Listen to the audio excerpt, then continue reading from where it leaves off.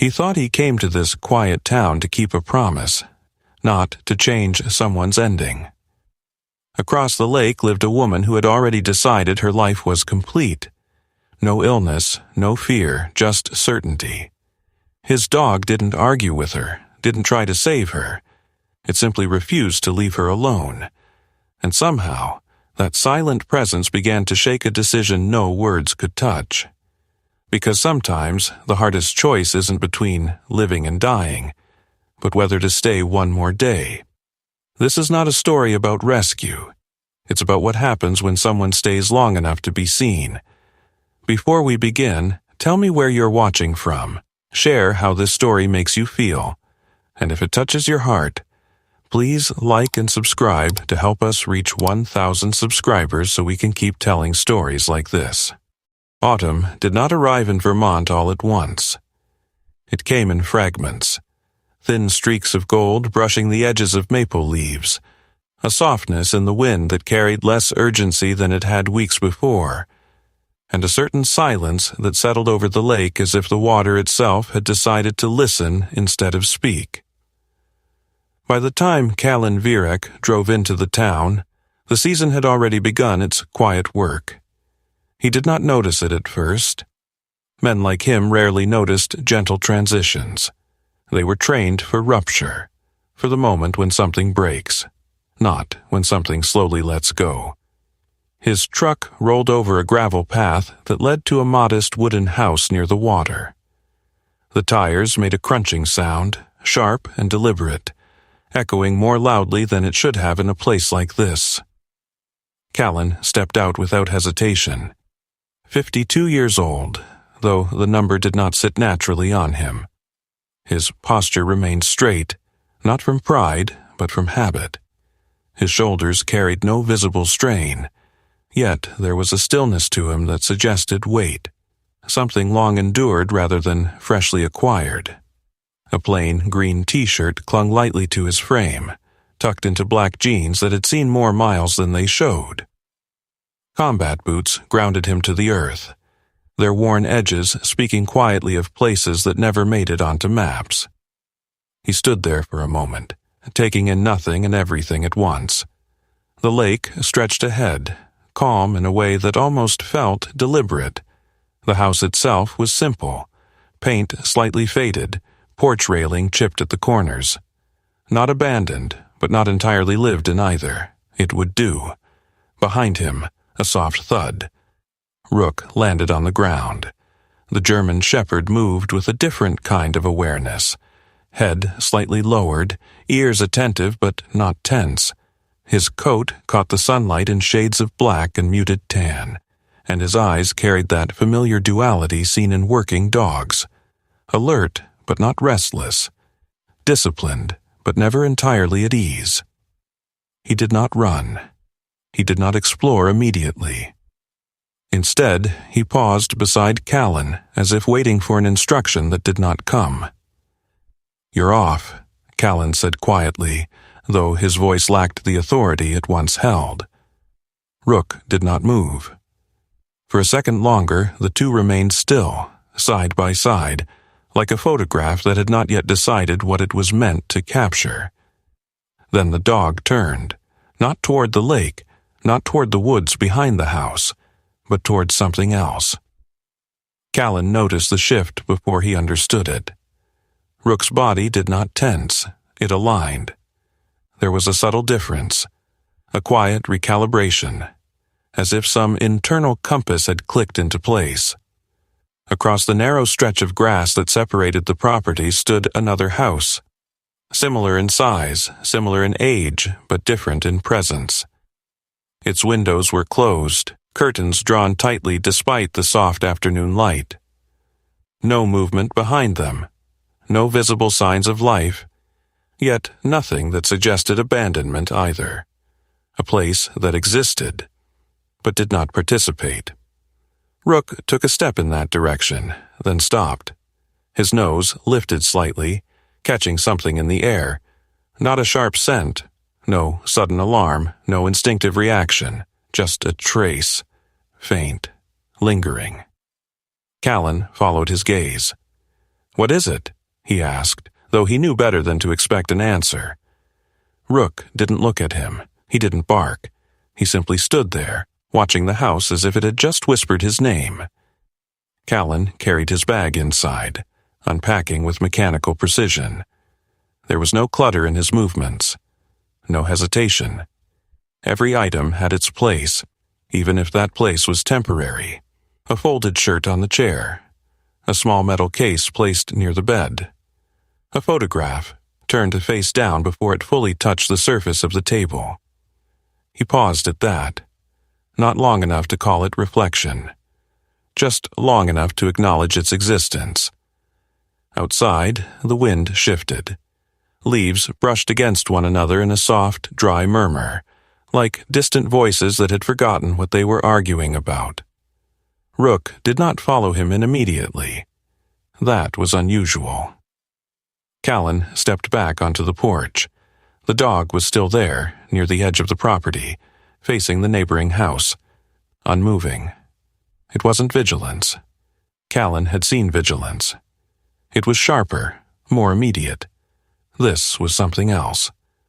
Recognition, perhaps. But that didn't make sense. Rook had never been here, neither had he. Rook. The command was soft, almost reluctant. The dog's ears flicked. A delay. Then he turned and walked back, slow and deliberate, as if leaving something unfinished behind. Later, as the light began to thin into evening, Callan sat on the porch with a cup of coffee he did not particularly want. The lake reflected the sky in broken fragments of gold and gray. Somewhere in the distance, a boat motor hummed briefly before fading into silence again. This place had a way of absorbing sound. Even memory, it seemed. He leaned back slightly, boots resting against the wooden boards, arms loose but not relaxed. There was a reason he had come here. He could recall the words, the promise, the name attached to it. But the feeling behind it, whatever had driven him across states, across years, felt distant now, like something remembered secondhand. Rook lay near the steps, except he wasn't resting. Not really. Every few minutes his head would lift, just slightly, his attention drifting back toward the neighboring house. Not in urgency, in persistence, as if whatever had caught his notice earlier had not faded, only settled deeper. Callan watched him for a while. Then, almost without thinking, he spoke. "You smell something?" Rook didn't respond. Of course he didn't. But his ears shifted again, that same subtle movement, acknowledgement without engagement. Callan exhaled slowly. He had learned over time not to ignore patterns, even the quiet ones. Especially the quiet ones. The sun dipped lower, casting longer shadows across the narrow stretch of land between the two houses. For a brief moment, the light struck the neighboring window at just the right angle. And something changed. Not dramatically, not enough for certainty, but enough. A flicker. A movement behind the curtain. Gone almost as soon as it appeared. Callan's eyes narrowed slightly, not in suspicion, but in recognition of anomaly. Someone was there. That much was clear. But the stillness returned so quickly it almost erased itself. Rook stood, no command, no hesitation. He took a few steps forward, stopping just short of the invisible boundary between properties. His body lowered, not in aggression, not in submission, but in something closer to patience. Waiting. Callan did not call him back this time. Instead, he watched. There was no threat, no immediate reason to intervene. And yet, something about the moment resisted dismissal. The house across from them did not feel empty. It felt withheld, as if it had chosen not to be seen. Rook remained there, gaze steady, breath slow. The wind moved again, carrying with it a faint scent. So faint Callan couldn't detect it himself. But he saw the effect. Rook's posture shifted, almost imperceptibly, not alert, not alarmed, but certain. And for the first time since they arrived, Callan felt something stir, not urgency, not concern, curiosity, the kind that doesn't demand answers, the kind that simply refuses to leave. Night would come soon. But for now, the last light of autumn held its ground, stretching across the lake, across the quiet town, across two houses standing side by side, one open, one closed, and between them, a man and a dog who had not yet decided what this place meant to them, but had already begun to listen. Morning did not break so much as it unfolded. The lake held on to the last traces of mist, thin and reluctant, drifting just above the surface like something that hadn't decided whether to stay or disappear. The air carried a sharper edge than the day before, not cold, but honest about what was coming. Callan woke before the light fully settled, not because he had to, because he always did. Years had trained his body to rise before the world made its first move, to occupy the silence before it became crowded with intention. Even here, in a place that asked nothing of him, that habit remained, quiet, unshaken. He sat on the edge of the bed for a moment, elbows resting on his knees, hands loosely clasped. No rush, no plan, just the awareness of being somewhere new, and not entirely convinced it mattered. From outside, the faint sound of leaves brushing against wood, and something else. A shift. He stood, pulling on his boots without thinking, and stepped onto the porch. Rook was already awake, not pacing, not restless, just standing again at the edge of the property, his attention fixed across the narrow stretch of grass. The same direction, the same house. Callan followed his line of sight. The curtains were still drawn, but the front door, just barely, was open. Not wide enough to invite, just enough to admit the idea of air. Callan leaned one shoulder against the porch post, watching without appearing to watch. Rook didn't move closer this time. He stayed where he was, as if understanding that proximity wasn't the point. A few minutes passed, then the door opened a little more. A woman stepped out.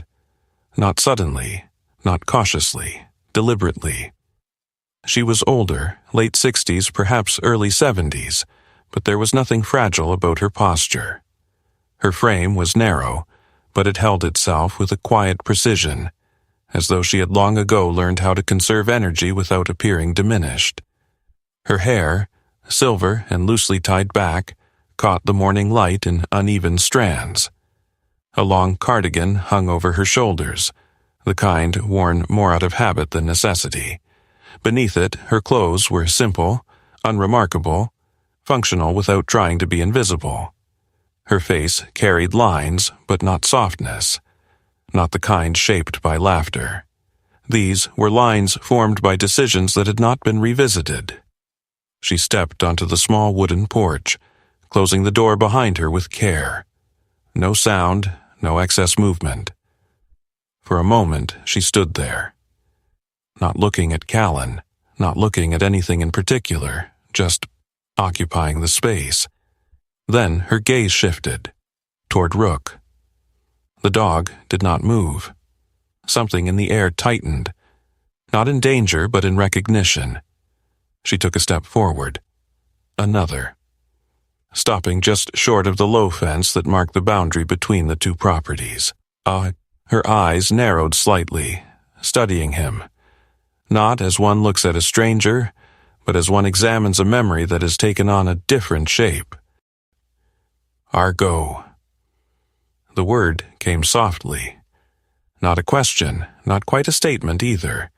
Callan felt the shift immediately, not in the tone, in what the tone refused to be. There was no surprise in her voice, no confusion, only a quiet certainty that did not belong to the present moment. Rook's ears flicked. He didn't approach, didn't retreat. He simply lowered his head a fraction, as if acknowledging something he couldn't name. Callan pushed himself off the post and walked forward, slow enough not to disrupt whatever fragile thread had formed between them. "His name's Rook," he said. The woman did not look at him. Not yet. Her attention remained on the dog, as if the correction had passed through her without landing. "I know," she replied after a moment. Her voice was calm, steady, not dismissive, not defensive, just settled. Then, finally, she turned her head. Her eyes met Callan's. They were not warm, but they were not closed either. They held the kind of clarity that came from having already considered and rejected most forms of conversation. "You're new," she said. "Yeah." A pause. Not uncomfortable, just unfilled. She nodded once as if confirming something internally, then looked back at Rook. "He doesn't pull," she said. Callan frowned slightly. "What?" "The leash," she clarified. "Dogs like him usually do." "I don't use one unless I have to." Another nod. Not approval, observation. She stepped back slightly, placing her hand on the top rail of the fence. Her fingers rested there without gripping, without tension. "He listens," she added. Callan glanced at Rook. Most of the time. The corner of her mouth moved, not quite a smile, but something that suggested the possibility of one had once existed. Then, without warning, she asked, "Did he come to you already like that?" Callan hesitated. Not because he didn't understand the question, because he wasn't sure which version of the answer she was asking for. "Yes," he said finally. She watched him for a second longer, then looked back at the dog. Of course he did. Something in the way she said it made the air shift again, subtle but undeniable, like a door closing somewhere far inside a house you weren't standing in. Callan didn't press. He had learned that questions, when asked too early, often led nowhere. Instead, he stood there, allowing the silence to stretch. Rook remained still. The woman, Margaret, though she had not introduced herself, exhaled slowly.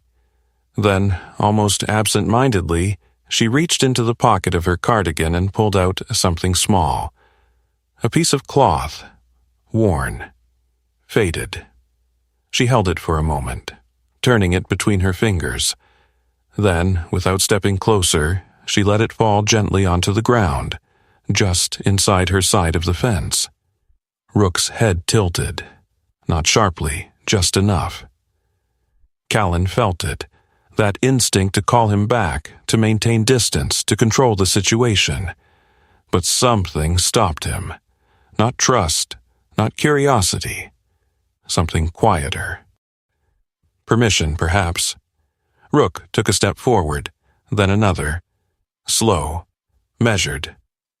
He approached the fence, stopping just short of it. The cloth lay there, unmoving. He lowered his head, inhaled. And then he did not pick it up. He simply stood there, breathing it in. Longer than necessary, longer than normal. When he lifted his head again, something had changed. Not in his posture, in his attention. He wasn't looking at the cloth anymore. He was looking at her. Margaret did not move, but her hand tightened slightly on the rail, just enough to betray it. For a brief second, the two held that gaze, dog and woman, connected by something neither Callan nor the morning could fully contain. Then Margaret stepped back. Not abruptly, but with intention. "That's enough," she said quietly. Not to Callan, not even to Rook, to the moment itself. She turned, walked back to her door, and paused with her hand on the handle. For a heartbeat, it seemed she might say something more. Instead, she simply opened the door and stepped inside. The curtains shifted, then stilled. Rook remained by the fence. Callan approached slowly, placing a hand on the dog's shoulder. "You okay?" It was a pointless question, but not an empty one. Rook didn't respond.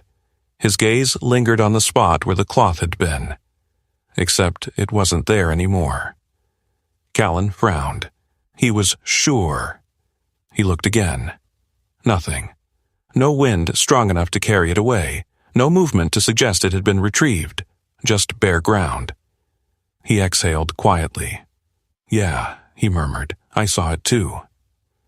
Rook finally turned back, walking beside him without hesitation this time. But something had shifted. Not dramatically, not visibly, but enough. The day moved on. Sunlight grew stronger, shadows shorter. But across the narrow stretch between the two houses, something had changed. Not in form, but in presence. The house no longer felt entirely withheld, not open, but aware. And Callan, standing once more on his porch, realized something he hadn't expected. He wasn't just observing anymore. He had been seen. The second morning did not bring clarity, it brought routine. Callan moved through it with the same quiet efficiency. Coffee brewed without attention, boots laced without looking. The door opened with a hand that didn't need to think about what it was doing. But something had changed. Not outside. Inside the space between noticing and choosing not to. Rook did not wait by the fence this time.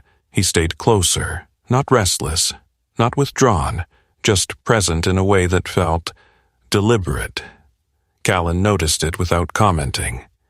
Instead, he took his coffee out to the porch and sat, elbows resting on his knees, gaze drifting not toward the lake, but toward the house across from his. The curtains were still drawn, the door closed. Nothing outward to suggest movement. And yet, he didn't look away. By late morning, the town began to make itself known. A pickup truck rolled slowly down the distant road. Somewhere, a screen door slammed with more force than necessary. The kind of sounds that didn't interrupt silence, but layered themselves on top of it. Callan needed supplies. It wasn't urgency, it was structure. Something to step into so the day didn't dissolve into observation again. He left Rook behind at first, a test. The dog didn't follow, didn't protest, just watched him go, then settled near the porch as if the decision had already been made. The town's general store sat at a curve in the road, painted in a faded shade of blue that might have once been brighter, though no one seemed interested in restoring it. Inside, the air smelled faintly of wood polish and something older. Paper, maybe. Time kept in small quantities. A man stood behind the counter. Mid-60s, broad shoulders softened by years rather than weakened by them. His beard was trimmed short, more out of habit than care, and his eyes carried the kind of attention that came from watching people without making them feel watched. "Passing through?" he asked, not unkindly. Callan shook his head once, staying a bit. The man nodded, as if that explained more than it actually did. "Name's Warren Pike." Callan hesitated just a fraction, then Callan. Warren didn't offer a handshake, didn't need to. "Place by the lake?" he asked. "Yeah." Another nod. Then, after a beat, just long enough to suggest the question mattered without insisting on it. "You met her yet?" Callan didn't pretend to misunderstand. "Across the way." Warren exhaled through his nose, not quite a sigh. "She keeps to herself." "I noticed. Most folks around here stopped trying a while back." Callan picked up a small box of supplies, nothing specific, just enough to justify being there. "Why's that?" Warren leaned one elbow against the counter, considering the question not for its answer, but for how much of it should be given. "Because she doesn't need fixing." It wasn't said defensively. It was said carefully, like a line drawn not to keep others out, but to keep something intact. Callan nodded once. That made sense. More than most explanations did. When he returned, the air had shifted again. The kind of shift you don't notice until you step back into it. Rook met him at the edge of the porch, not excited, not relieved, just aware. Callan set the bag down inside, then stepped back out without removing his boots. The house across from him was no longer entirely closed. The curtains had parted, just slightly. Enough to reveal the interior not as a space, but as depth. And there, standing just beyond the threshold of shadow and light, Margaret. She wasn't looking at him, not at first. Her attention was on something in her hands, a small object, indistinct from this distance.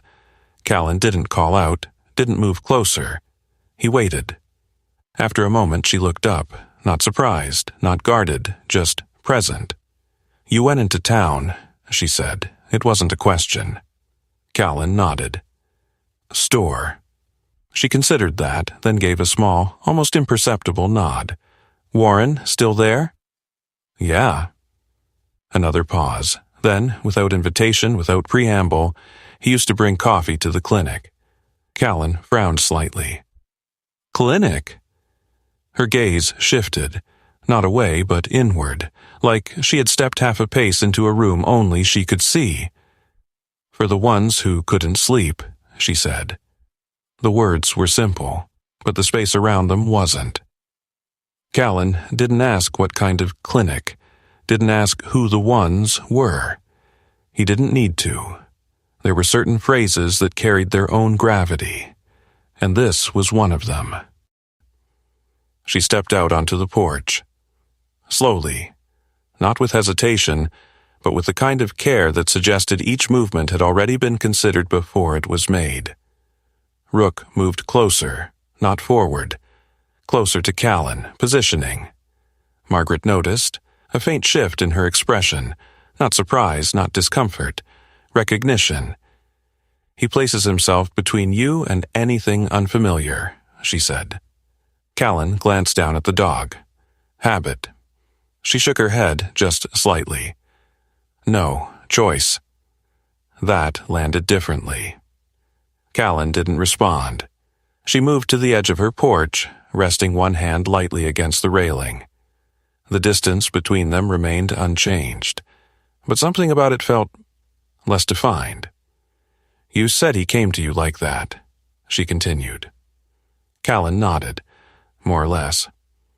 She studied him, not his face, but something behind it. "Dogs don't come finished," she said. "They arrive, and then they decide." A breeze moved between the houses, carrying the dry scent of leaves and something faint beneath it, older, harder to place. Callan crossed his arms, not defensively, just grounding himself. "You knew one like him," he said, not a question. Margaret's eyes flickered. For the first time, something close to resistance surfaced, not outwardly, but in the way her posture held just a fraction tighter. "Yes." Silence followed. Not empty, waiting. Callan felt the edge of it, where a question could turn into intrusion. And for a moment, he almost asked. Instead, he said, "What was his name?" Margaret didn't answer immediately. Her hand tightened slightly on the railing. Her gaze drifted, not away from Callan but past him, as if aligning itself with something further back in time. Then, quietly, "Argo." The name settled into the space between them. Not heavy, but permanent. Rook's ears shifted, not sharply, just enough. Margaret noticed, of course she did. Her eyes softened, not in warmth, but in acknowledgement of something aligning in a way she hadn't expected.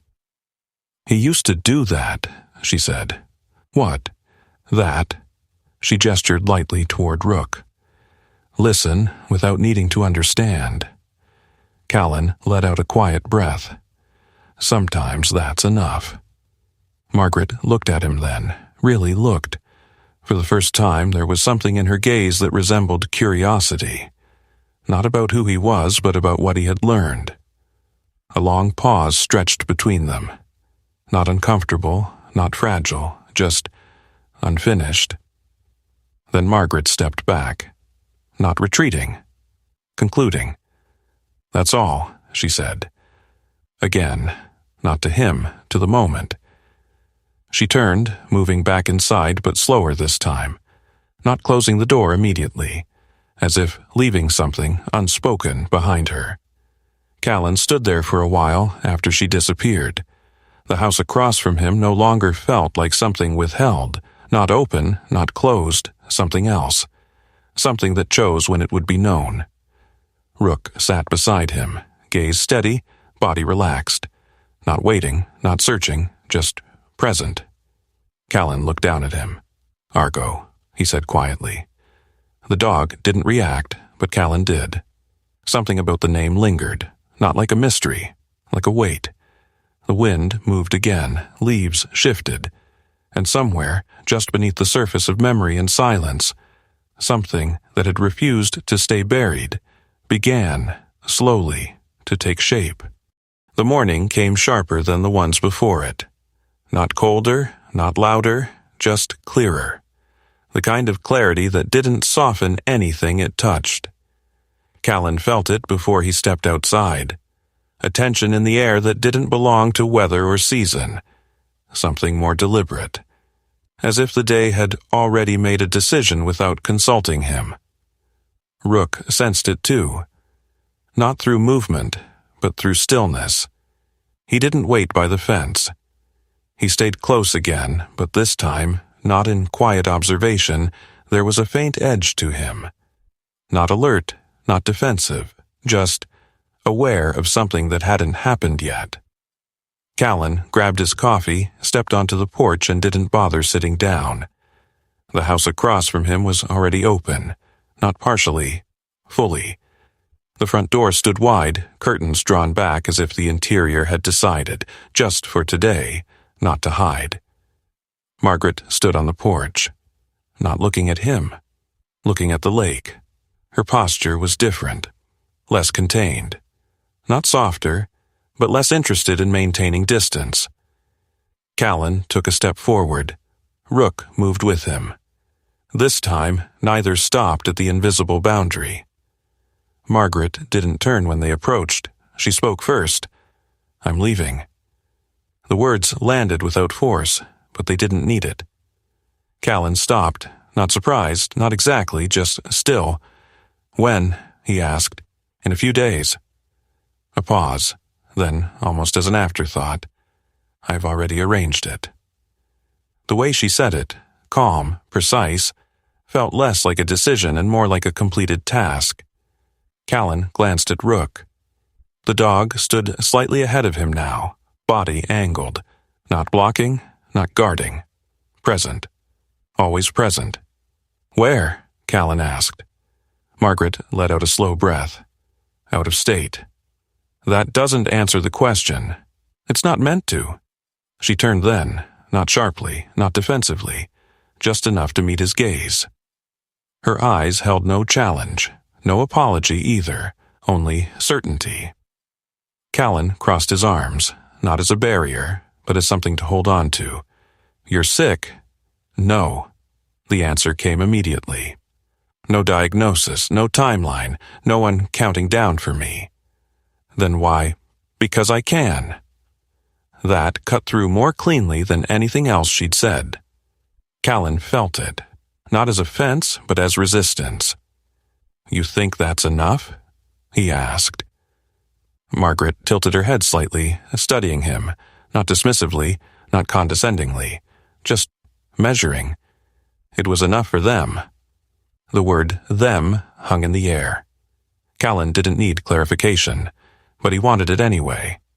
"That's not the same," he said. "No," she agreed. "It's not." Another pause. Longer this time. The kind that builds weight rather than releases it. "You had no choice with them," Callan continued. "You said it yourself." Margaret's expression didn't change. "I didn't say that." Callan frowned slightly. "You didn't stop them." "That's different." "How?"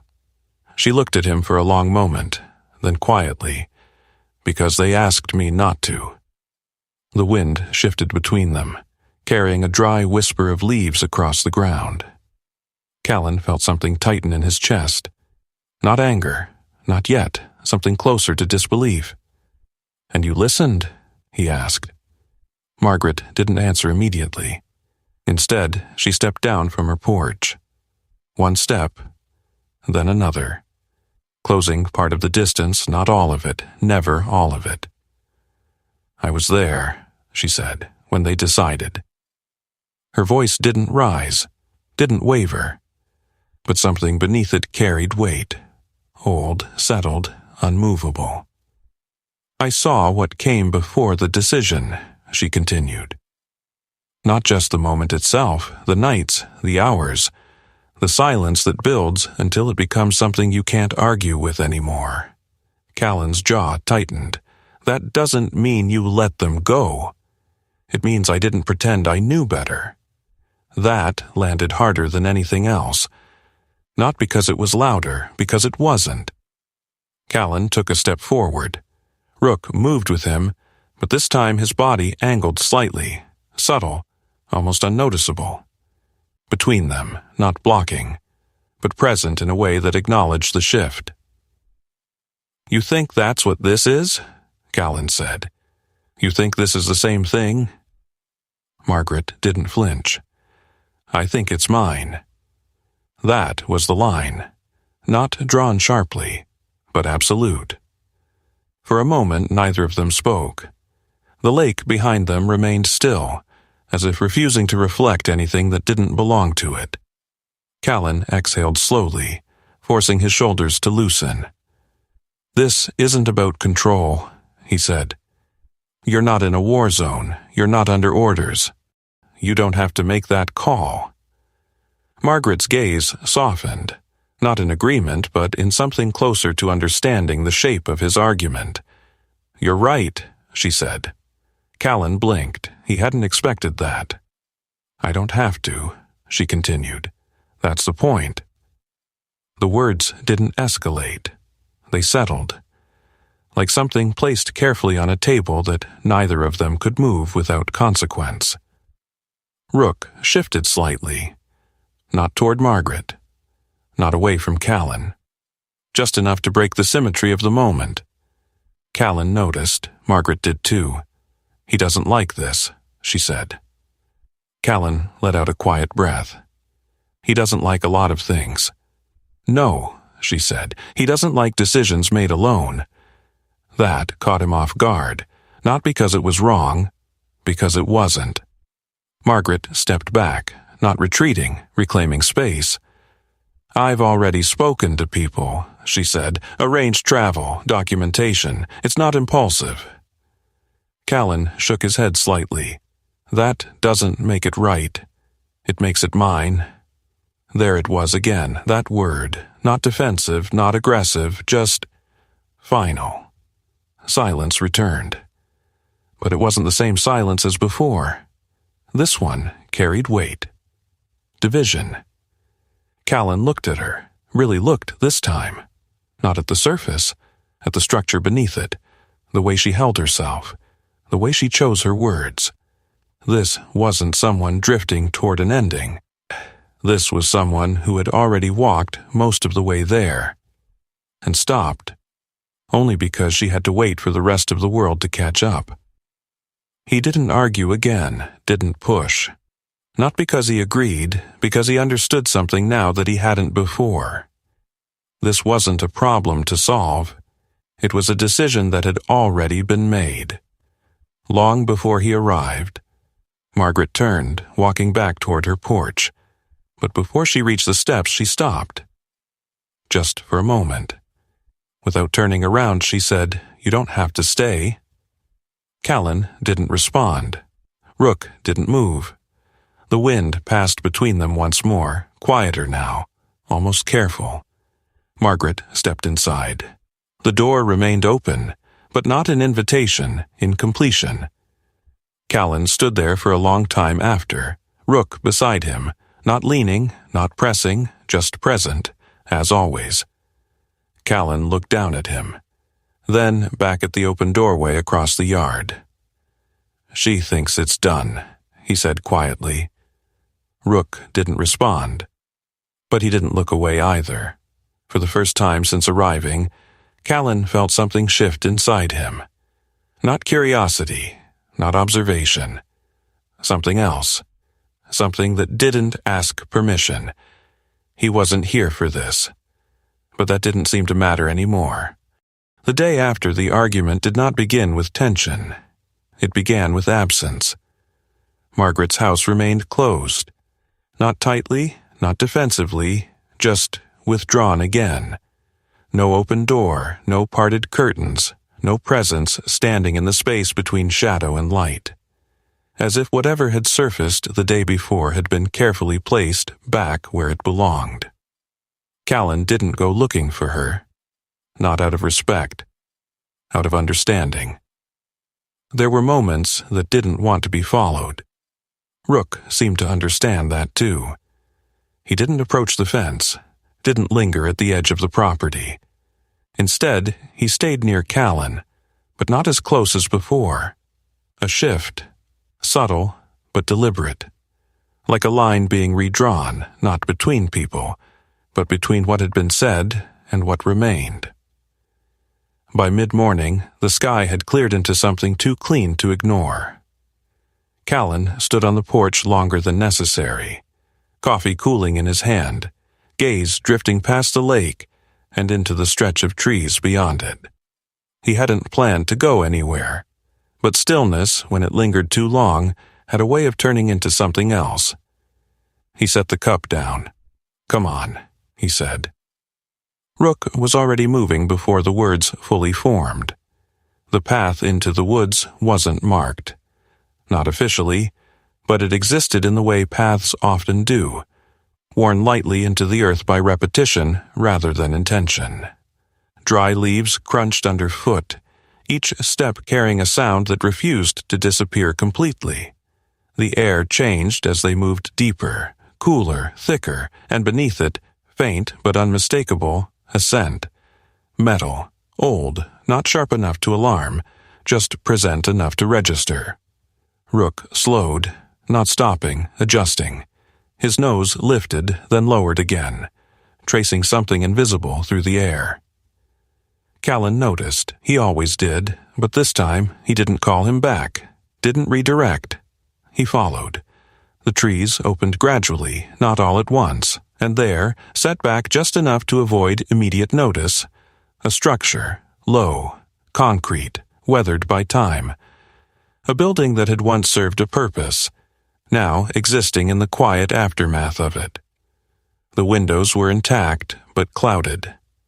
The door, slightly ajar. Callan stopped a few steps away, not because he was uncertain, because he recognized the feeling. Places like this carried echoes, not of sound, of function. He approached slowly, boots pressing into the softened ground. Rook stayed at his side now, no longer leading, but no longer indifferent either. Inside, the air shifted immediately, cooler, still, and layered with something that hadn't entirely left. The smell was stronger here. Antiseptic, faded, but persistent. Callan stepped across the threshold. The room was simple, metal frames, empty cabinets, a long table against the far wall, no equipment, no clutter, just space that had once been used with intention, and then abandoned. He moved further in, scanning not for danger, but for pattern. On the far wall, something remained, a board, covered in old paper. Faded documents pinned in place, edges curled, ink softened by time.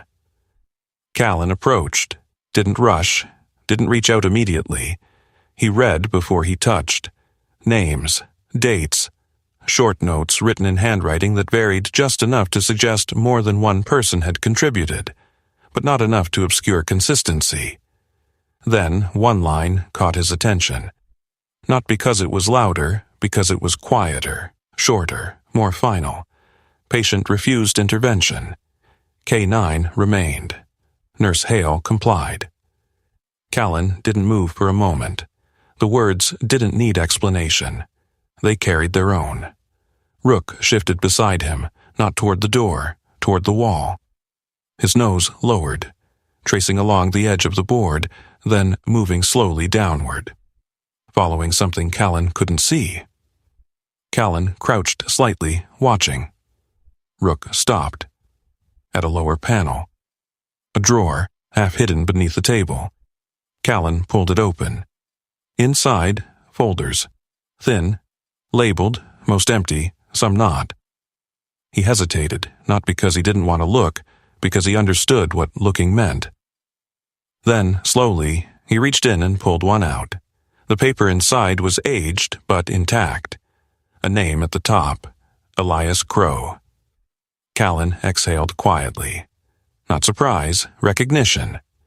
He flipped the page, notes, observations, fragments of attempts to measure something that didn't want to be measured.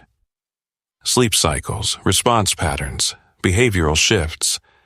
Then, near the end, a gap, several lines left blank, and beneath them, written in a different hand, requested no further intervention. Callan stared at the line longer than necessary, not reading, absorbing. Rook moved again, this time not following scent, settling. He lay down near the table, not guarding, not alert, just there, as if the space itself had asked him to. Callan stood, folder still in hand. He looked around the room again, not searching anymore. Understanding. This wasn't a place where people were saved. It was a place where decisions were witnessed, where someone stayed long enough to ensure that what was chosen was not done alone. He returned the folder, closed the drawer, not out of secrecy, out of respect. Some things didn't belong to the present, even if they explained it. Outside, the light felt different. Not brighter, more distant. Callan stepped out, pausing at the threshold. Rook followed. Neither of them looked back immediately, but something remained. Not in the building. In the space it had once held. On the walk back, neither moved with urgency. The path felt longer now, not physically, in meaning. Callan's thoughts didn't race. They settled, heavy, measured. Margaret hadn't avoided the past. She had built her life around it, not as punishment, as alignment. As they reached the edge of the property, the houses came back into view. Callan stopped. Not because he had to, because something in him needed to. Margaret stood on her porch. She hadn't been there when they left. She hadn't opened the door. She hadn't called out, and yet, there she was, watching. Not surprised, not questioning, just aware. Callan met her gaze. For a moment, neither spoke. Then Margaret nodded once, a small movement, not approval, not invitation, acknowledgement. Callan didn't explain, didn't ask. He simply walked back to his side of the yard, Rook beside him. As always. That evening, the wind carried a different kind of silence, not empty, not waiting, something closer to acceptance. And somewhere between the trees the building stood, unchanged, but no longer unseen. The night did not settle easily. It lingered, as if the day had left something unfinished behind, and the darkness didn't quite know where to place it. Callan sat inside longer than usual. No lights on, just the faint reflection of the lake through the window, broken into thin strips by the frame. Rook lay near the door, not asleep, not alert, waiting in a way that didn't belong to commands or habit. Callan noticed. He didn't comment. He had stopped trying to name everything the dog felt. Some things existed without needing translation. Across the yard, Margaret's house remained dark. No open door, no movement, no sign that the day they had shared, however quietly, had left any mark. But Callan knew better now. Absence wasn't emptiness. It was intention. Sometime past midnight, Rook stood, not suddenly, not with urgency, just rising. Callan turned his head slightly. Easy, he said under his breath. Rook didn't look at him, didn't move toward the woods, didn't circle the room. He went to the door, stopped, waited. Callan exhaled slowly. There were moments you redirected, and there were moments you followed. He stood, grabbed his jacket without fully putting it on, and opened the door. Cold air slipped in, not sharp, but enough to remind the body where it was. Rook stepped out. No hesitation, no glance back. Straight across the yard. Callan followed. Boots pressing into the soft ground, each step quieter than it should have been. The distance between the two houses felt different at night. Not longer, more exposed. Margaret's porch came into view, dark, still. Rook didn't stop at the edge this time. He climbed the steps, slowly, deliberately. Callan felt something tighten, not fear, not exactly, awareness. He moved faster now, closing the gap. Rook! The dog lay down, right in front of the door, not scratching, not whining, just placing himself there as if the space had already been assigned to him. Callan reached the steps, stopped, listened. Nothing. No movement inside, no sound to confirm presence. And yet, Rook did not move. Minutes passed. Long enough for discomfort to take shape. Callan shifted his weight, about to call the dog back. The light inside flickered on. Dim. Warm. Footsteps. Slow. Measured. The door opened. Margaret stood there, wrapped in a heavier coat now, her hair loose around her shoulders. She didn't look surprised. That was the first thing Callan noticed, not irritation, not confusion, recognition. Her gaze dropped to Rook, then lifted briefly to Callan. "You shouldn't be here," she said. Her voice was quiet, not sharp, not welcoming, just factual. Callan nodded once. He came. "That doesn't make it better." "No." A pause. Margaret looked back down at Rook. He hadn't moved, hadn't even shifted, just remained there, breathing slow, steady, as if he had all the time in the world. "He used to do this," she said. Callan didn't ask who. He didn't need to. Margaret stepped out onto the porch, closing the door behind her. Not all the way, just enough to separate inside from out. She stood there for a moment looking at the dog.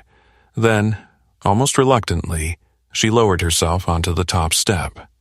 Closer, not touching, but close enough that the distance no longer meant anything. "You think this changes something?" she asked, not looking at Callan.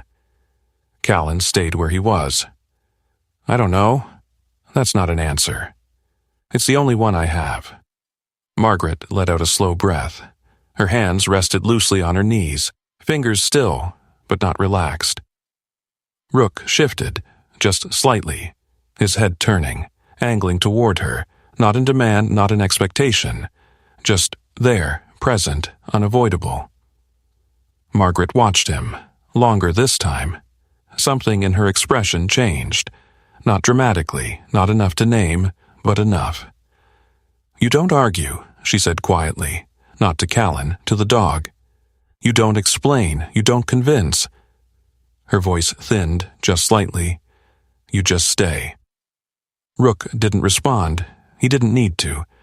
Callan felt it then, not in the words, in what they opened. This wasn't about the decision anymore, not entirely. It was about the space around it, the part that hadn't been filled. Margaret's hand lifted, paused in the air, then lowered, not touching the dog, stopping just short, as if contact would mean something she wasn't ready to acknowledge. "He stayed with him," she said.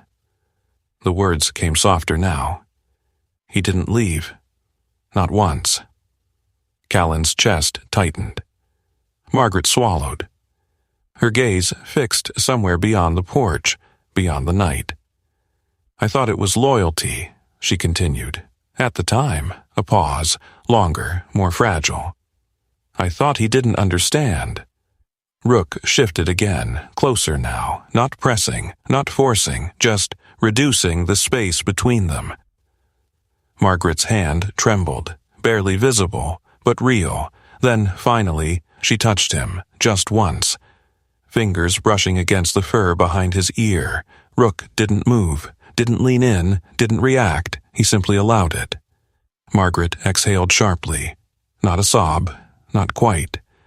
Something held back for too long, finding a way to exist. He knew, she said. The words came with weight now. He stayed because he knew. Callan didn't speak, didn't interrupt. He understood something in that moment, not through explanation, but through presence. This wasn't about whether Margaret was right or wrong. It was about what had been missing from the moment she chose not to intervene. Not understanding, not permission. Something else. Margaret pulled her hand back. Slowly. Carefully. As if withdrawing from something fragile. "You shouldn't bring him here," she said. But the words didn't carry force anymore. Callan nodded. "I didn't." That was the truth, and somehow that made it worse. Margaret stood, not abruptly, but with effort. She looked down at Rook one last time, then at Callan. Something passed between them. Not agreement, not resolution, something unfinished. "You don't have to stay," she said again. But this time, it didn't sound the same. She turned, opened the door, and stepped inside. The light remained on. The door stayed open, just slightly. Rook didn't move, not immediately. He remained there, lying on the porch as if the night itself had asked him to. Callan waited. Didn't call him back, didn't step forward. He understood now. This wasn't about crossing boundaries. It was about refusing to leave someone alone with them. After a while, Rook stood, turned, walked back down the steps. Callan followed. Behind them, the light in Margaret's house stayed on longer than it had the night before. Morning arrived without announcement. No dramatic light, no sudden warmth. Just a gradual softening of the dark until the shapes of things became visible again. Callan woke later than usual, not by much, but enough to notice. For a moment he stayed still, eyes open, listening, not for sound, but for absence. The house felt settled. Not quiet in the way it had been when he first arrived. Different. Like something had shifted overnight and chosen not to announce it. Rook was not by the door. Callan sat up. The dog lay near the center of the room, stretched out. Not asleep, not alert, resting. Fully. That was new. Callan watched him for a second longer than necessary, then stood and moved toward the window. Across the yard, Margaret's house stood as it always had, closed, still, but not distant. Not in the way it used to be. He couldn't explain it. He didn't try. Outside, the air carried a different kind of weight. Not tension, not anticipation, something quieter. Like a question that had stopped demanding an answer. Callan stepped onto the porch. No coffee this time, no routine to anchor him, just presence. The lake reflected the pale sky in muted tones, the surface unbroken. Rook joined him after a moment, moving slower than usual, not reluctant, measured. Callan glanced down. "You tired?" Rook didn't respond. But he stayed close. Closer than he had the day before, not guarding, not positioning, just there. The door across the yard opened, not wide, not cautious, just enough. Margaret stepped out, no coat this time, just a simple sweater, sleeves pushed halfway up her arms. Her hair was tied back again, but loosely, as if the effort had been minimal. She didn't look at Callan immediately. She stepped onto the porch and stood there, one hand resting lightly against the frame of the door. Breathing. Not observing, not retreating, just occupying the morning. Callan didn't move, didn't call out. Rook's ears shifted slightly, but he didn't step forward. Something had changed in him, too. Not less aware, less insistent. After a while, Margaret turned her head. Her gaze met Callan's. It didn't hold the same sharp clarity as before. Not dulled, just less fixed. "You're still here," she said. Callan nodded once. "Yeah?" A pause. "You could have left." "I could have." She studied him for a moment. Not measuring, not deciding, just seeing. Then, without preamble, "I postponed it." The words landed differently than anything she had said before. Not because of what they meant, because of how they were offered. Without defense, without explanation. Callan didn't react immediately. He let the words settle. "Postponed," he repeated. Margaret nodded. "Not canceled." "I didn't think it would be." A faint shift in her expression. Something almost like acknowledgement. She stepped down from her porch, not all the way, just enough to change the angle between them. The distance remained, but it felt optional now. "I woke up," she said, her voice quieter than before, "and I realized I had been treating time like something already spent." Callan listened, didn't interrupt, didn't fill the space. Margaret's gaze drifted briefly toward the lake. "I've been waiting for an ending that already made sense," she continued, not noticing that it might not be finished yet. The wind moved gently between them, lifting a few loose strands of her hair before letting them fall again. Callan shifted his weight slightly. "Something change?" he asked. Margaret looked at him again. This time there was no resistance in her expression. "No," she said. Then, after a pause, "Yes." Rook stepped forward. Not quickly. Not with purpose that demanded attention. Just closing space. Margaret noticed. Of course she did. Her gaze dropped to him, following the movement. He stopped a few feet from the boundary, not crossing it, not waiting for permission, just there. Margaret exhaled softly. "You're not going to do that again, are you?" she asked. Rook didn't respond. He didn't need to. Callan almost smiled. Almost. Margaret took a step closer to the edge of her property. Then another. Stopping where the invisible line used to matter. It didn't anymore, not in the same way. She looked down at Rook, really looked, not through him, not past him, at him. "You stayed," she said quietly. Not a question, not a conclusion, just a fact. Rook's tail shifted once. Slow, measured. Margaret nodded slightly, as if something had been confirmed. Callan watched the exchange without interfering. He had learned that this wasn't something he could shape, only witness. Margaret's gaze lifted again, back to Callan. "I'm not changing my mind," she said. The words were steady, clear, but not final. Callan nodded. "I didn't think you were. I'm just not in a hurry anymore." That was different. Not hope, not resolution. Something quieter, something real. A long silence followed.